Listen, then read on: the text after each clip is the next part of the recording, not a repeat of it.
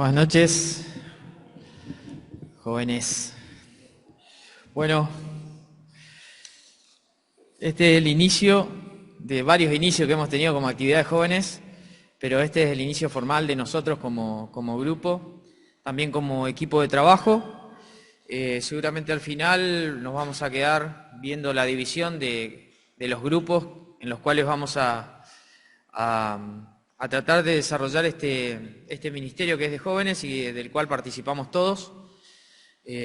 Así que bueno, en principio gracias por toda la colaboración que han tenido, ayuda un montón.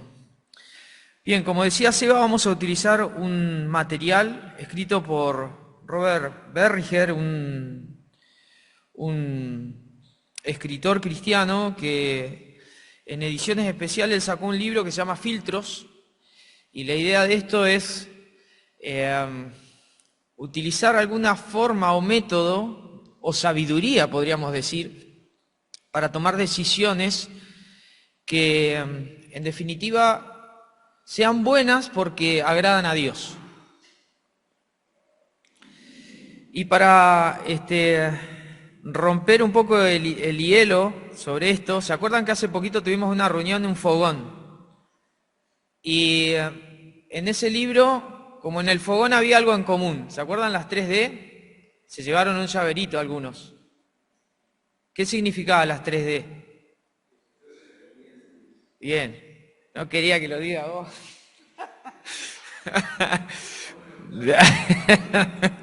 Bueno, era eso, decisiones determinan destinos.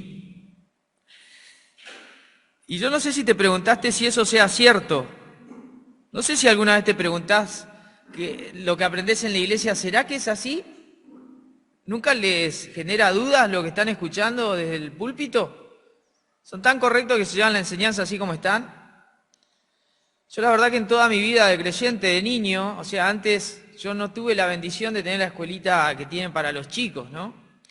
Entonces yo de los 4, cuando yo tenía 4, la escuelita llegaba a los 3. Cuando yo tenía 5, la escuelita llegaba a la noche, llegaba a los 4. Cuando yo tenía 6, llegaba a los 5. Nunca estaba en la edad para poder estar en esa escuelita donde la tía Ilka pegaba los, ¿cómo se llaman esas pizarras que, el franelógrafo ese así, pegaba la figurita, a mí me encantaba, era como algo que, y nunca lo pude ver, o sea, tengo una frustración con eso. Y había amigos que sí participaban, entonces a mí me sentaban en la iglesia, en los bancos, y tenía 5 o 6 años y tenía que escuchar los mensajes de personas que en ese momento quizás tendrían mi edad, y así empezaba a escuchar. Y en la medida en que iba escuchando, en vez de quedarme con muchas enseñanzas definidas, me iba a veces con dudas. Empecé a reflexionar en la medida en que estaba sentado en esos lugares. Y era chico, tenía 10 años, escribía y reflexionaba. Y cuando pensaba acerca si este tema de las decisiones realmente determinan destinos, yo me preguntaba, ¿acaso las decisiones de otros no pueden afectar nuestro destino? ¿Te lo preguntaste alguna vez? Vas en una ruta, alguien viene de frente que tomó impacto a la presencia de Dios. ¿Vos determinaste que ese era tu último día? No, ni siquiera saliste con la intención de tener un accidente, pero venía una persona imprudente y esa persona, en esa decisión, afectó no solamente tu vida, sino todo lo que te quieren. En este caso no te quiero decir que te vas a morir en un accidente de tránsito, estoy tratando de que entres en razón de que muchas decisiones que pasan por fuera de nosotros sí nos pueden afectar.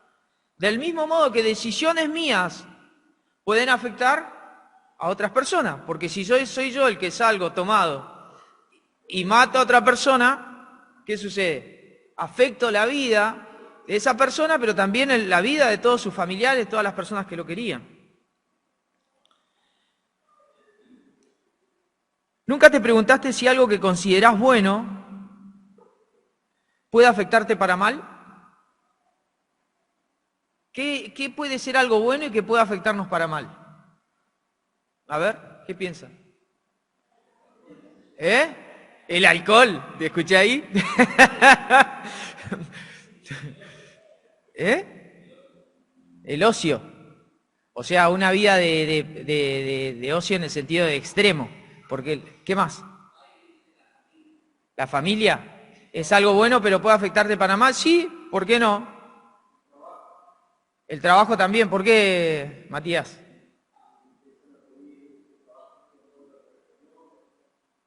Bien.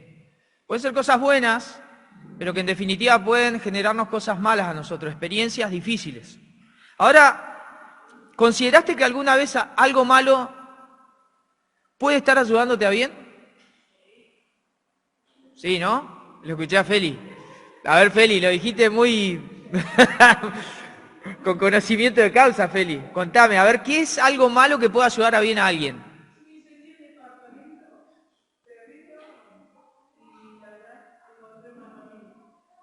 Bueno, una situación difícil trajo un contexto positivo.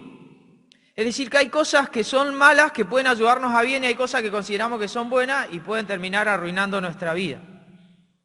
Por eso las cuestiones de las decisiones no son tan fáciles. ¿Cómo podemos medir nosotros si nuestras decisiones fueron bien o mal tomadas? ¿Qué piensan?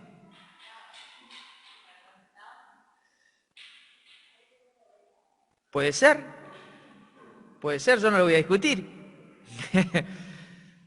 Pero recuerden que los resultados también son subjetivos a la mirada nuestra.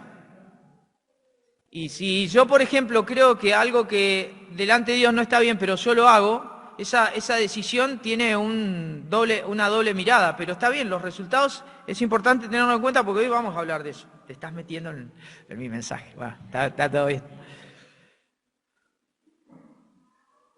¿Cómo pueden medir que las decisiones son bien tomadas? ¿Qué se requiere? ¿Hay algún factor único para pensar que las decisiones que tomamos son correctas? ¿Son los demás los que definen si nuestras decisiones son correctas? ¿Somos nosotros mismos? ¿Es el pastor de la iglesia? ¿Es el líder que tenés en algún ministerio? ¿Hay alguna clave para saber si las decisiones que estamos tomando en nuestra vida están bien o están mal? Porque es importante que sepamos que sí, las decisiones determinan destino.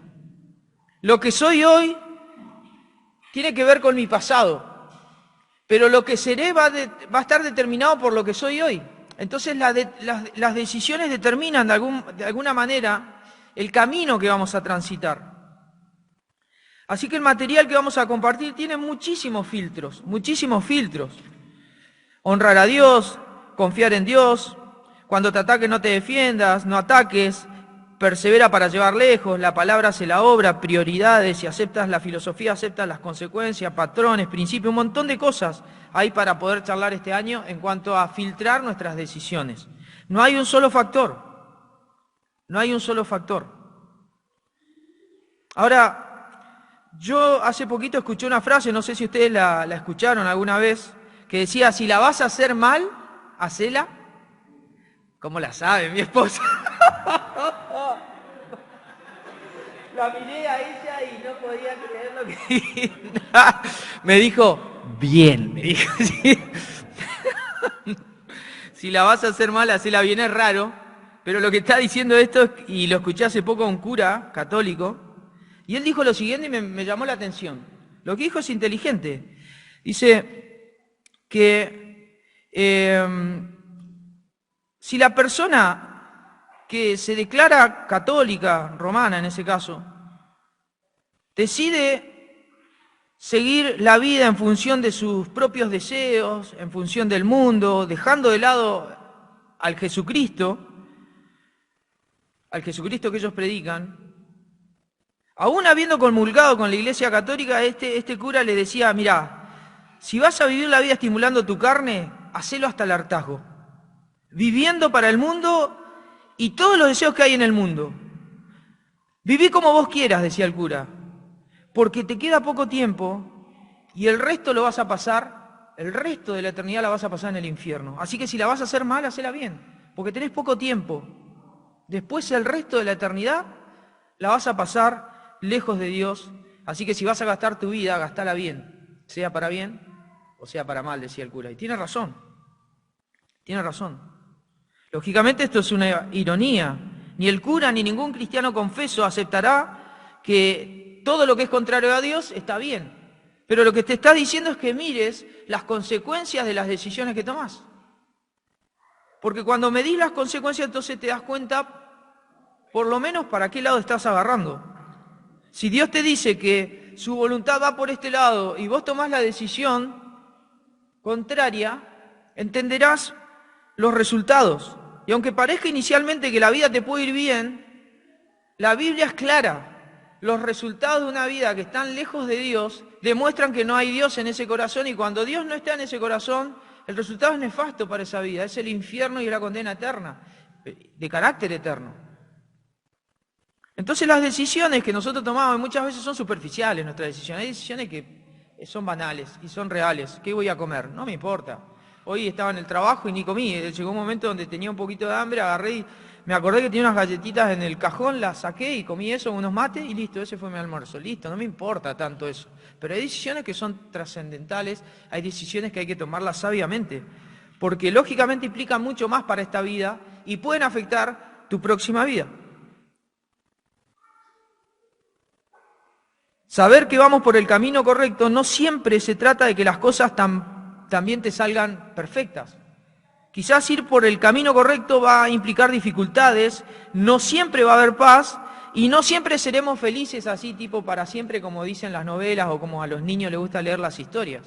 Muchas veces las buenas decisiones implican un tránsito difícil, como una montaña, donde vos encontrás momentos de descanso, relajación, pero hay riscos donde vos podés caerte, hay lugares donde es más empinado y el esfuerzo es mayor. Las decisiones muchas veces buenas implican un gran sacrificio, una gran dificultad y esfuerzo. Jesús, si algo prometió, es que en el mundo tendremos ¿qué? Aflicción. Es una promesa de Jesús. Y las aflicciones no es algo que nosotros decidiríamos como, bueno, voy a decidir por aflicción. Por estar afligido. ¿Quién decidiría por eso? Absolutamente nadie.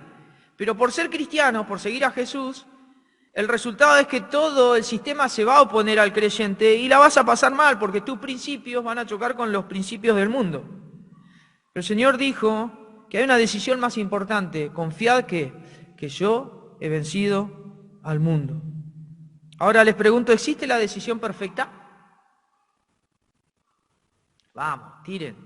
Láncense a la llama, ¿eh? Podría ser. ¿Existe sí o no? Díganme sí o no, vamos. ¿Por el sí o por no? Vamos, como diputado. ¿La ley o no ley? Vamos. ¿Sale o no sale? Son todos liberales acá, ¿eh? ¿No hay ningún zurdito acá? Ni un socialista, che. Bueno, más allá de estos chistes, ¿eh? Soy cristiano, dice. ¿Soy cristiano o soy de derecha, hermano? Es así. Después charlamos sobre eso. Bueno, la realidad es que todos somos imperfectos. Por ende, las decisiones que tomamos siempre tienen un condimento de imperfección. Aún la decisión que tomamos en cuanto a la salvación. Esa es una decisión correcta más que perfecta, ¿sí? Es una decisión correcta. Las decisiones, habitualmente, una buena decisión tiene que tener fundamentos, tiene que tener medios y tiene que tener propósitos, las buenas decisiones, que estén en concordancia con una línea moral, con una línea ética que se base en la palabra, que se base en la voluntad de Dios, si queremos llamarla buena, y sobre todo como creyentes. Si yo quiero decir que algo es bueno, tengo que tener un estándar elevado, siendo creyente. En el mundo ese estándar no existe, es el yo. Yo elijo como quiero, vos no te metés en mis decisiones, el resto elige como quiere, nadie se mete en las decisiones. En realidad en el cristianismo funciona parecido, pero hay un estándar más elevado, donde nosotros mismos podemos juzgar si nuestras decisiones son buenas o son malas. Ese estándar es Dios, ese estándar es el Señor. Vamos a buscar Jeremías capítulo 17, verso 9, y este es el pasaje central de la enseñanza de hoy. Le voy a pedir a alguien, Jeremías 17, 9 y 10, que lo lea fuerte, fuerte, fuerte.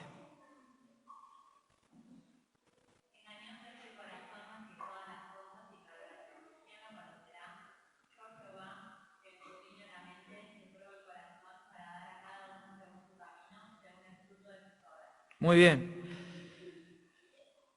¿Existen decisiones perfectas después de leer este pasaje? No, no existen decisiones perfectas. Existen decisiones correctas. Pero aún en lo más correcto que podamos decidir, tenemos que ser cuidadosos y entender que nuestro corazón es ¿qué? Es engañoso.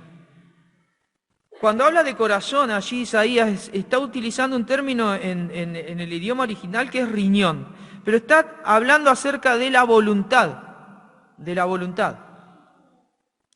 Y él dice que el corazón y la voluntad que hay en el corazón es tortuoso, es engañoso, es decir, no hay rectitud en el corazón del hombre. En lo profundo el hombre puede mostrarse que la cosa va bien, que está eligiendo conforme al Señor, pero el corazón en lo profundo, ¿qué es? Engañoso. Es engañoso. ¿Y quién es el único que lo conoce? El único que lo conoce es Dios. Así que cuando midas tus decisiones, no intentes estar aprobado delante de los hombres únicamente. Cuando midas tus decisiones, fíjate si realmente tu corazón está en concordancia con el Señor. Porque el corazón, ¿qué es? Engañoso. Nos autoengaña, nos autoengañamos, creemos que todo está bien y finalmente nos damos cuenta que la cosa no era así. Israel era una nación formada por Dios. Sin embargo, llegó un tiempo donde fue una gran nación y en vez de seguir los pasos de Dios estaba resistiendo la voluntad de Dios. No escuchaba a los profetas, los mataba, los perseguía. Iba tras otros dioses y habían conocido al Dios de Israel, al Dios de ellos que los había liberado con mano fuerte de Egipto. Tenían todos los antecedentes para que las cosas les vayan bien y estaban mal. Dios no les estaba diciendo a los israelitas esto para destruirlos, les estaba diciendo esto para que entiendan de que Dios conocía los corazones y Él quería restaurarlos. El conocimiento de Dios sobre los seres humanos es el mismo que tiene la palabra. Hay un texto parecido a esto, que es en Hebreos 4:12, no lo busquen, dice, porque la palabra de Dios es viva y eficaz y más cortante que toda espada de dos filos. Dios conoce el corazón engañoso. Y escuchá lo que hace la palabra de Dios, que es lo mismo que Dios en el Nuevo Testamento. Dice, y penetra hasta partir el alma y el espíritu, las coyunturas y los tuétanos, y discierne los pensamientos y las intenciones del corazón. Fíjate. Jeremías dice que Dios es el que conoce el corazón. Y después el autor a los Hebreos dice, la palabra te discierne por completo. Absolutamente por completo. Con la referencia de Dios o con la referencia de su palabra no nos podemos autoengañar. Podremos intentar autoengañarnos, pero a Dios no lo puedes engañar y finalmente a vos mismo tampoco. Entonces, ¿cuál es nuestro fundamento a la hora de tomar una decisión? Porque el corazón es engañoso. Bueno, tenemos que tener un fundamento elevado y ese fundamento es aquel que conoce tu corazón.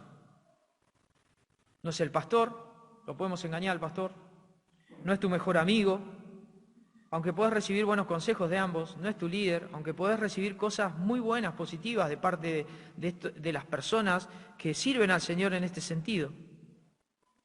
La única realidad es que tu decisión concreta, las decisiones que tomes, si están fundamentadas en Dios, aunque te cueste, vas a saber que la cosa está bien, que el estándar está bien. ¿Por qué? Porque seguís al Señor. Ahora hay tres cosas que tomamos para decidir y con esto termino. Lo primero es a lo que yo llamo el fundamento de las decisiones, si querés anotalo, que es básicamente lo que nos impulsa a decidir. Alguien podría decir, bueno, a mí me impulsa el propósito, es decir, como yo quiero obtener algo y creo que eso que voy a obtener es correcto, entonces encaro para allá. Entonces uno dice, entre un trabajo que gano 10 y uno que gano 1000, ¿cuál eligen? El que gano 1000, ¿por qué? Porque es trabajo, ¿sí?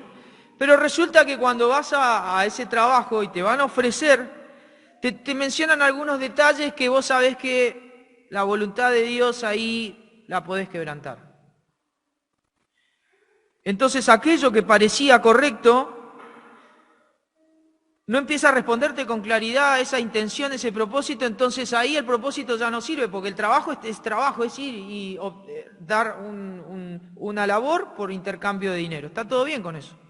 Pero ahí ya no es el propósito lo que estás buscando, sino el fundamento de por qué estás buscando eso.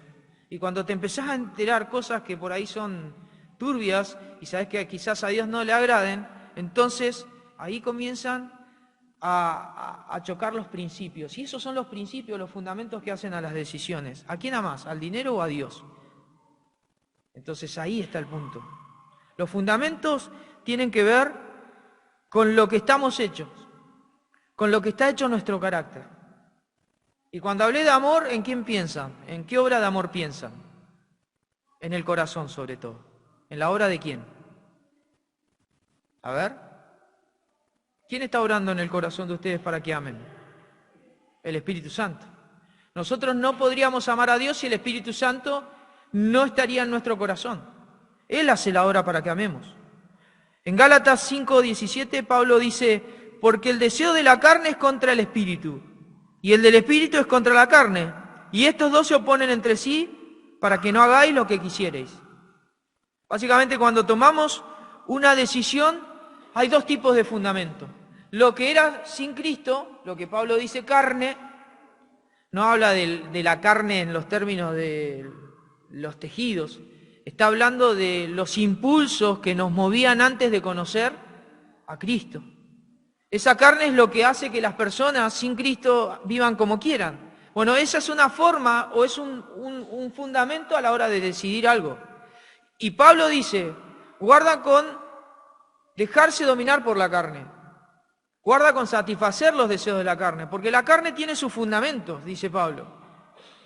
Y él lo va a llamar obras, el modo de proceder. Manifiestas son las obras de la carne, dice. Adulterio, fornicación, es decir, engaño en el matrimonio, sexo prematrimonial, inmundicia, lascivia. Esto tiene que ver con prácticas sexuales que no tenían nada que ver con lo que Dios había impuesto. Idolatrías, hechicerías, enemistades, pleitos, celos, iras, contiendas, disensiones, herejías, envidias, homicidio, borrachera y orgía y cosas semejantes a estas, acerca de las cuales os amonesto, le dice Pablo. Como ya os he dicho antes, que los que practican tales cosas no heredarán el reino de Dios. El cura tenía bastante razón. Si la vas a hacer mal, hacela bien. Si querés vivir como esto, vivila bien, porque no vas a heredar el reino de Dios viviendo de esa forma. Vas a demostrar que Dios no está en tu corazón. La carne es lo que impulsa, de alguna manera, muchas de las decisiones que tomamos.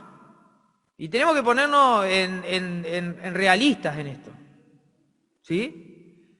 Muchas veces nuestras decisiones con respecto a muchas de las áreas de nuestra vida está la carne involucrada. Y ese fundamento no es un buen fundamento. Por eso Dios nos ha dado ¿qué? Su Espíritu. Y el Espíritu no obra como la carne. El ser humano, cuando obra por la carne, obra en su manera de ser. Pero a diferencia del Espíritu Santo, produce un fruto en nosotros. No es que nosotros podemos obrar como el Espíritu cuando queremos. No, es el Espíritu haciendo que nosotros obremos como Él quiere. Es un fruto, es el resultado de su obra en nuestro corazón. Y esto es muy importante, parece muy teológico, pero es la realidad. Cuando obedecemos a Dios, resulta que es el Espíritu Santo que nos está ayudando y asistiendo para que esa obediencia sea real. Entonces, ¿cuáles son los fundamentos de tus decisiones? ¿50% Dios, 50% carne? ¿70-30? Se rieron porque saben, saben. Yo también sé. Amigos, hermanos, esto es muy, muy importante. Cuando decidimos y cosas serias en nuestra vida, tenemos que tener en cuenta el estándar que es el Señor, es su palabra. Y fijarnos si nuestro carácter como cristiano, que es el fruto, está solidificado en Dios. Cuando te suceda que tenés que tomar una decisión y realmente no sabés qué decidir, no te tires de cabeza. Es mejor un tiempo de oración. Es mejor un tiempo de asistencia, quizás con la guía de algún hermano. No para que ese hermano te diga, esto es lo que tenés que hacer, sino para que ese hermano también ore por vos y te guíe con principios para que vos tomes una decisión correcta. Porque las decisiones que tenés que tomar vos no las tiene que tomar otro, las tenés que tomar vos en el temor del Señor. Ahora, además de los fundamentos, están los medios para tomar una buena decisión. Los medios son las formas de actuar y proceder que vamos a tener cuando tomemos cierta decisión. Un medio es el modo en que se posibilita en lo cual yo llegue a un propósito. Yo no sé si se acuerdan Moisés en la historia, cuando él ya había crecido en Egipto. Dice la palabra de Dios que él comenzó a tener conciencia de lo que significaba ser un judío, amar al pueblo de Dios y ver el estado en el que estaban allí en Egipto, porque el pueblo de Israel estaba siendo esclavo. Moisés veía esto y él tenía poder. Poder porque estaba siendo un hijo adoptivo de la hija de Faraón. Entonces estaba en el palacio. Había sido formado. Y en un momento, quizás él se habrá sentido confundido, se habrá sentido llamado para darle libertad a los de su propio pueblo. Y con motivaciones buenas, usó medios inadecuados para tomar un rol de autoridad que en ese momento Dios no le había pedido. La motivación era buena. Yo tengo que quizás ayudar a que mi pueblo sufra menos esta instancia de castigo que estaba teniendo por parte de los egipcios. Entonces, saber que uno de sus hermanos era golpeado por uno de los alguaciles, él quiso tomar partido y fue, y no solamente condicionó la instancia porque frenó ese castigo que el Egipto le estaba dando al israelita, sino que además lo mató al egipcio. Y después de eso, ¿qué pasó con Moisés? Tuvo que huir, fue un forajido, fue alguien que tuvo que ser por él mismo llevado en cautiverio al desierto, porque si no lo iban a matar, lo iban a perseguir hasta matarlo. Eso no se podía hacer en Egipto, por más que era él el hijo de la hija de Faraón. Era una buena decisión tomar partido, pero no era la forma. Los medios que utilizó Moisés para llegar a una situación de tomar autoridad en ese rol no fue ni aceptado por el imperio egipto, ni tampoco por los judíos, porque los mismos judíos rechazaron eso. Así que tenemos que pensar que los medios también deben ajustarse a una regla de Dios.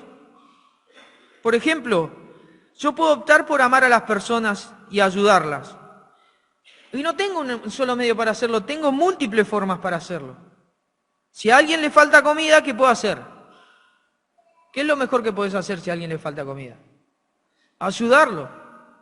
Si vos sabés que en ese momento le falta comida a un hermano, no podés decirle al hermano, en 15 días te va a llegar la provisión de la canasta de Dios y te va a ir a comer en tu casa. ¿Está bien eso o está mal? No, Dios te dio los medios, no solamente físicos para que detectes, sino espirituales para que veas esa necesidad y en esa situación puedas brindar una ayuda. Te da los medios, te da el trabajo, te da la posibilidad de ayudar. Entonces le podés dar alimento, suplir alguna necesidad. ¿Qué pasa si hay un hermano que está pasando una situación grave de necesidad y no puede ni siquiera pagar los impuestos? ¿Qué vas a hacer? Le vas a decir, bueno, hermano, se te va a cortar la luz, pero en 3 meses quizás la recupere. Hay que hacer algo, hermano. Como jóvenes, hay que hacer algo. No podemos ser pasivos en ese sentido. Los medios que Dios nos ha dado son medios que pueden honrarle. Si alguien tiene necesidad de ropa, puedo darle lo que tengo, y si lo que tengo es muy grande o le quedaría muy ajustado, o en definitiva es una hermana, puedo pedir ayuda para que alguien ayude a esa hermana. De hecho, tu presencia puede ser de bendición a otros aunque no tengas dinero, porque quizás podés ser comprensivo y escuchar a una persona que necesite aliento, un buen consejo, un abrazo, levantarte temprano para asistir a un hermano que está en necesidades porque no puede moverse, llevarlo, trasladarlo, ofrecer lo que tenés. Y a veces no es plata, a veces son tus manos. Los medios siempre son parte de las decisiones. Cuando yo uso medios incorrectos, algo que parece una buena decisión puede terminar mal. Como lo que le pasó a Moisés. Y Moisés tuvo ¿cuántos años que están en el desierto? Después de esos 40 años en el palacio. ¿Cuántos años tuvo? 40 años. Se olvidó que él era el Moisés. Dios lo pasó de estar con personas de la alta corte a charlar con ovejas durante mucho tiempo. De hecho, Moisés, algunos creen que en ese periodo de tiempo hasta se volvió tartamudo. Impactó mucho una decisión en donde los medios que utilizó fueron equivocados, aunque tenía una buena intención y un buen fundamento. Finalmente, les voy a hablar acerca del propósito en cuanto a las decisiones: fundamento, medios y propósito. El propósito tiene que ver con lo que se pretende conseguir, la finalidad de por qué tomo una decisión. A veces cuando jugamos al fútbol con los muchachos, hay cosas que nos salen de mucha suerte. A mí me llama la atención cuando hay goles que me sorprenden, porque la finalidad era otra. Sin embargo, sucedió algo extraordinario y el fútbol es así, y aparece un gol como el que hizo Alan de taco. Yo se lo tiré, el pase se lo tiré al que estaba atrás de él, pero él interceptó la pelota así, pack de taco, y la clavó. Qué golazo, amigo, qué golazo. Aplaudamos, vamos. Aplaudamos. Un golazo hizo. Hay cosas muchas veces dentro del propósito donde si nosotros tenemos un buen fundamento y los medios que utilizamos son correctos, Dios puede ir intercediendo en nuestras decisiones para que el propósito finalmente Él lo logre en nosotros. ¿Y cuál es el propósito de todo creyente? Isaías 43:7, vamos a buscarlo. Que lo lea alguien.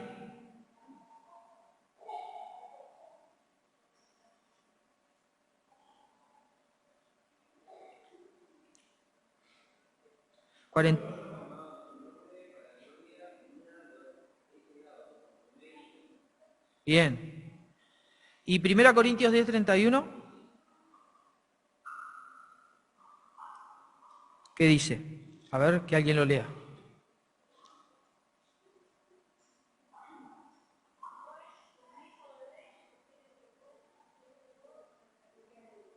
Bien.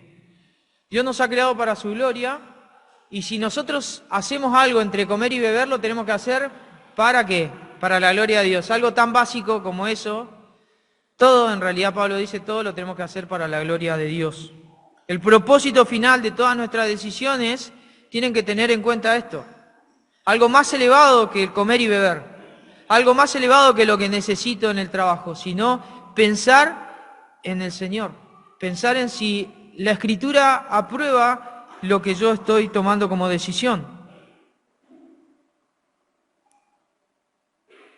Pensaba que muchas veces creemos que tras todo buen propósito existen buenas motivaciones, y a veces no es así. Y por eso a mí me gusta pensar los casos donde la cosa parece que va bien, pero no es tan así. No sé si se acuerdan de Giesi, el siervo de Eliseo. ¿Se acuerdan de la historia de Eliseo? ¿El sucesor de quién? De Elías. Profeta también Eliseo. Se nos cuenta en 2 Reyes capítulo 5 que cuando Naamán, el general del ejército de Siria, se enferma de lepra, una de las criadas que él tenía era del pueblo de Israel, había sido llevada en cautiverio. Y fíjense lo que hace esta jovencita. Dice que le comenta a la esposa de Naamán de que en Samaria estaba Eliseo y de que él podía curarle la enfermedad. No le dice el nombre, pero dice hay un profeta allá. Así que se lo convence a Naamán de que vaya hacia el profeta, y suceden algunos altercados en el medio entre el rey de Siria, de donde era Naamán, y el rey de Israel, donde era Eliseo.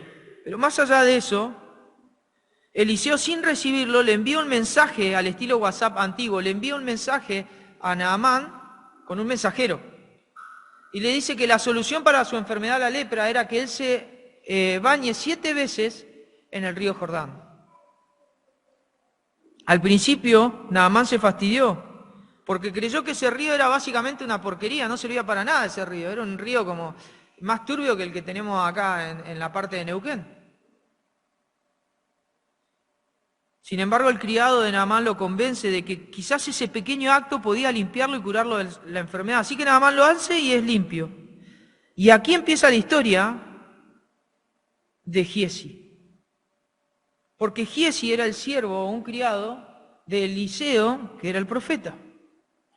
Giesi tenía que obedecer al profeta.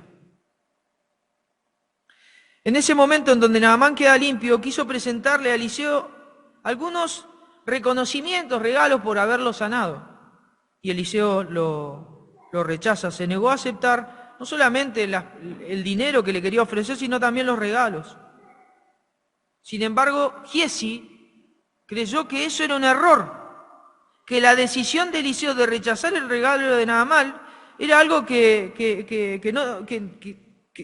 Eliseo quizás se estaba equivocando. Él lo aceptó para sí y dijo, tan cierto vive el Señor, y lo dice tres veces, que yo voy a ir tras él y le sacaré algo. Así que Giezi no solo tiene un propósito alterno de recibir el dinero, sino que cuando se acerca a Naamán, le miente a Naamán y le dice, mirá, ¿sabés que se acercaron 2 siervos a la casa de Eliseo y necesitamos 2 mudas de ropa? Y le pidió 34 kilos de plata para ellos. Y ahí ves que empezó a utilizar medios equivocados. ¿Y cuál era el fundamento de la decisión de Giezi? Era porque amaba ¿qué? Amaba el dinero, lo quería, ¿sí? Entonces, propósito incorrecto, utilizó los medios equivocados, la mentira, porque tenía el corazón desviado. Y dice que él recibió todos ellos y los tienen que acompañar los criados de Naamán hasta que llega a su casa y en un momento se encuentra con Eliseo y Eliseo le pregunta, ¿no te das cuenta que yo estaba allí en espíritu cuando Naamán bajó de su carro de guerra para ir a tu encuentro? ¿Acaso es momento de recibir dinero y ropa, olivares y viñedos, ovejas y ganados, sirvientes y sirvientas? Por haber hecho esto, tú y todos tus descendientes sufrirán lepra de Naamán para siempre. Cuando Giezi salió de la habitación donde estaba Eliseo, estaba ya cubierto de lepra, su piel se puso blanca como la nieve. Lepra significa una enfermedad en la piel, básicamente grave, que te mataba y que te aislaba. Aunque no hay mal en el dinero, nosotros sabemos en qué se fundamentó Giezi, cuál fue el fundamento de su decisión. Sabemos que mintió. Finalmente el propósito que él creyó que iba a ser bueno porque iba a tener mucho dinero, ¿dónde terminó? En una enfermedad para él y para toda su familia, porque finalmente afectó a todos los suyos. Por eso tomar decisiones no es una cuestión intrascendente cuando la decisión es importante. Y en este sentido los llamamos a que empecemos a entender nuestra vida como un conjunto de decisiones que pueden hacer que nuestro día a día sea conforme a lo que Dios quiere o conforme a lo que nuestra carne lamentablemente obra en nosotros. Y allí está la pregunta, ¿qué decisión vas a tomar con respecto a esto? Y creo que allí tenemos que evaluar nuestro corazón. Pensaba, y con esto termino, que muchas veces nosotros sabemos cuáles son las decisiones correctas que tenemos que tomar. Pero simplemente nuestro corazón se endurece, se vuelve incrédulo y finalmente se vuelve desobediente. Que el Señor nos ayude, amigos, hermanos, jóvenes, a que podamos seguir al Señor de forma sencilla. Corazón sencillo, obediente, que busca agradarle. Y finalmente el Señor va a enderezar nuestras veredas. Cuando estemos quizás a mitad de camino. Nos va a ayudar para que podamos no solamente tomar buenas decisiones, sino que el alcance de las mismas sea una bendición para el resto de las personas. Oramos y después seguimos ahí, Cevita. No sé si seguís con el tema de los grupos. Dale. Te agradecemos, Señor, por esta noche. Gracias porque nos has amado de tal manera en que hoy estamos acá. Quizás creemos, Señor, que las decisiones que tomamos hoy nos colocan acá dentro de esta iglesia, pero la realidad, Señor, es que tenemos que simplemente agradecer porque el Espíritu está en nuestros corazones, el Espíritu nos convoca y cada vez que obedecemos somos bendecidos, Señor. Y quisiéramos llevar una vida de obediencia, quisiéramos llevar, Señor, una vida que te agrade, por lo cual te pedimos, Señor, que nos ajustes, que nos permita, Señor, ser sensibles a tu voluntad para tomar decisiones que te agraden, que sean de bendición a los demás, pero sobre todo que nos ayuden a nosotros a seguirte y a mantenernos fieles. Te rogamos, Señor, que bendigas a este grupo de jóvenes, por aquellos que no han podido estar hoy, por todos los jóvenes que quizás se sumen en algún tiempo. Te ruego por cada uno de ellos, Señor, para que nos permitas crecer y tener filtros, Señor, que nos ayuden a tomar decisiones que te glorifiquen. Te agradecemos por todo, en nombre de Cristo Jesús. Amén.